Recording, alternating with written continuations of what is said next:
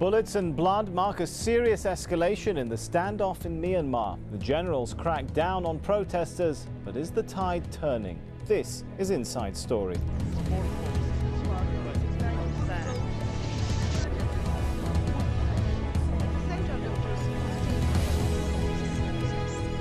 Hello, I'm Sami Zaidan. They were sparked by price hikes, attracted the attention of the monks, but now seem to have taken on a life of their own. The protests against the military rulers of Myanmar ended in bloodshed Thursday when the general's patience with demonstrators ran out. Rawi Arage reports on a bloody day that's put Myanmar at the forefront of world attention. Go home or be shot. That was the government's warning to protesters Thursday. Later, they fired automatic weapons over the crowds.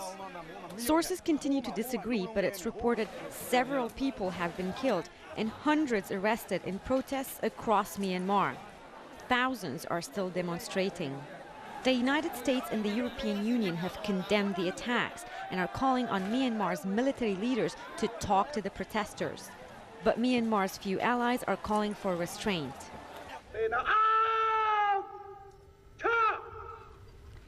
The military junta has ruled the country since 1962 when it seized control in a coup. The government said it wouldn't hold on to power for long, but the military has controlled the government ever since. After mass demonstrations in 1988 in which more than 3,000 people were killed, the military staged another coup and promised what they called free and fair elections.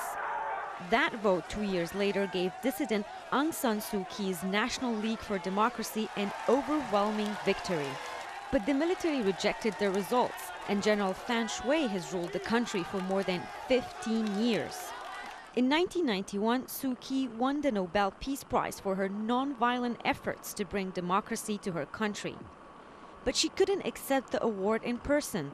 The military government has held Suu Kyi under house arrest or in prison for most of the past 20 years. That regime is now facing its most serious challenge in years as the crowds of demonstrators opposing it continue to grow. Well, joining us today to discuss the issue, our guests in Oslo, Kim Mong-ween, Deputy Executive Director of the Democratic Voice of Burma, an opposition group based in Oslo.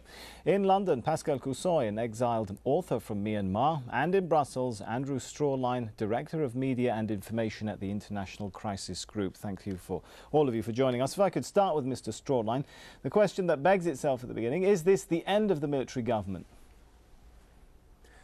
Well, it's still very difficult to say. I mean, we're in the, right now, what we're most worried about, of course, is we seem to be right on the edge of a precipice in terms of major mass violence in Myanmar. And I think it's far too early to tell whether that signals the beginning of the end or an end of a beginning. All right, let's go over to Mr. Coussoy. Are the protests about democracy or economics? Both, I think, but in Burma, as usual, things don't start with,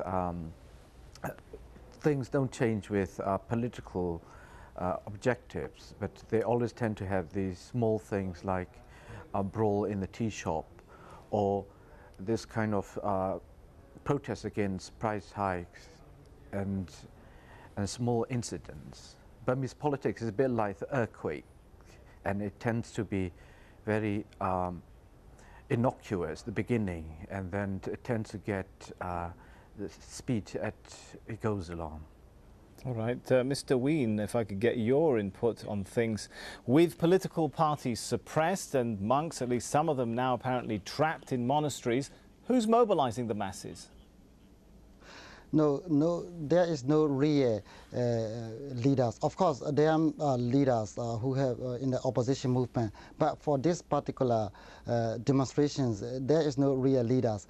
Everybody, every individuals, they join the demonstration on their own conscious individually, because everybody is suffering under this military regime. So they just join this without having influence by somebody.